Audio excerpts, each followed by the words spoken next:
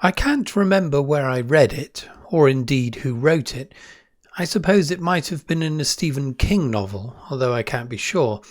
But this piece of wistful reflection has always stuck with me.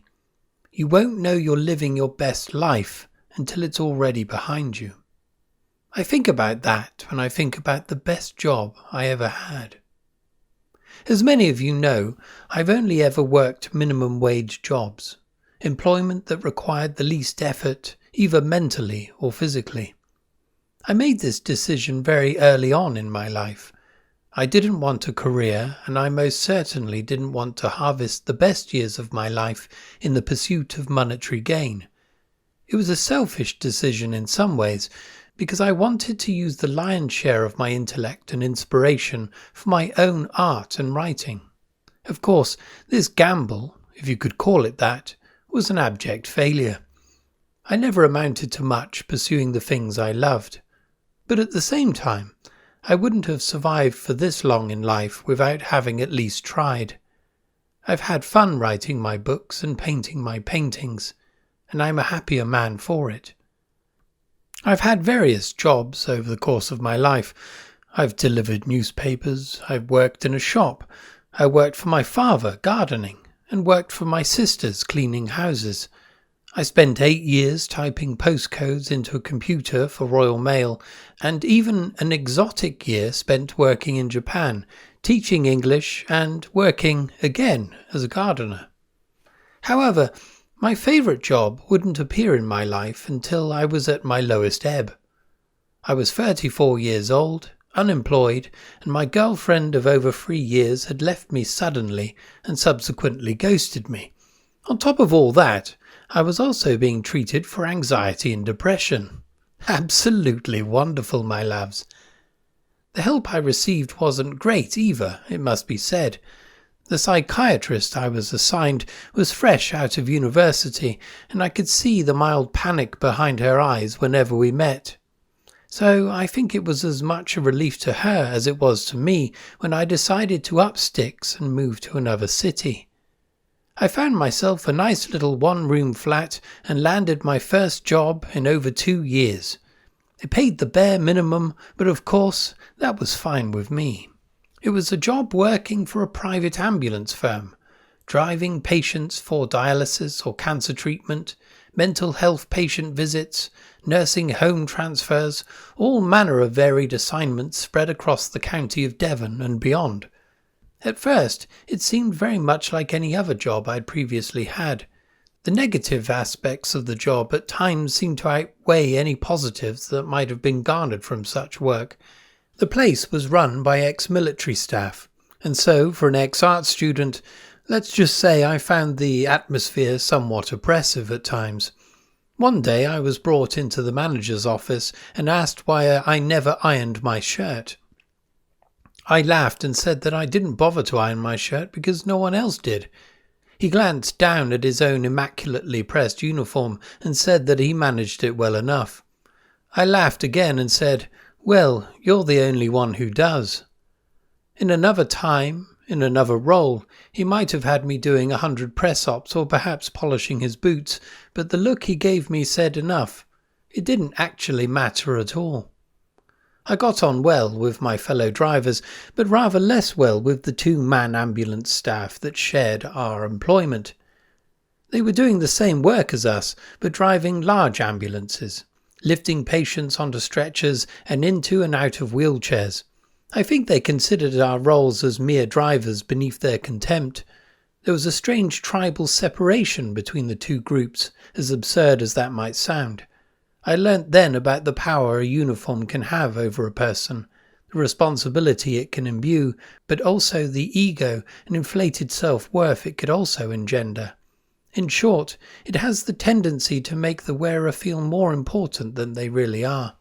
But as much as I detested my time back at base, or HQ as my manager might like to have called it, as soon as I climbed into my car each morning and set off into the unknown, I realised I was having the time of my life. I loved the freedom of the open road, the beautiful Devonshire scenery, the passing of the seasons through the car windscreen.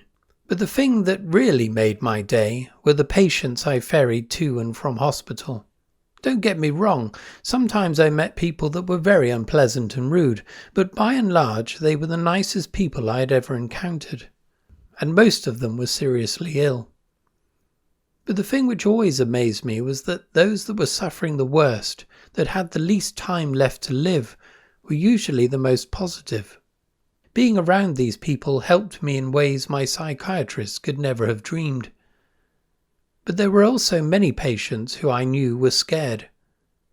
I was only a driver, but I wanted to do all I could to make these people feel better. I knew I could do nothing to alter their outcomes, but I could make their journey pleasant at the very least. I would listen to them talk about their lives in ways you would never experience except perhaps from a close friend or relative. They would talk about the most terrible experiences of their illnesses and their sobering thoughts about their future. These same people who looked terrified climbing into my car on the first day of their treatment would, days later, greet me with wide smiles on their faces, and I knew I was making a difference, however small that might have been. Quite often, the patients receiving cancer treatment were older gentlemen, suffering inevitably from prostate cancer. I witnessed the incredible camaraderie they had in their shared misery, making jokes of their predicaments and laughing at the absurdity of having to frantically stop the car and urinate at the side of the road following their treatment. They'd share stories of their long lives and remarkable tales of their experiences of the Second World War. One day, I drove a man who had been sheltering in the middle of Coventry when it was being bombarded by German bombers. A few days later, I drove another man who had watched the same conflagration from the hills that surrounded the city.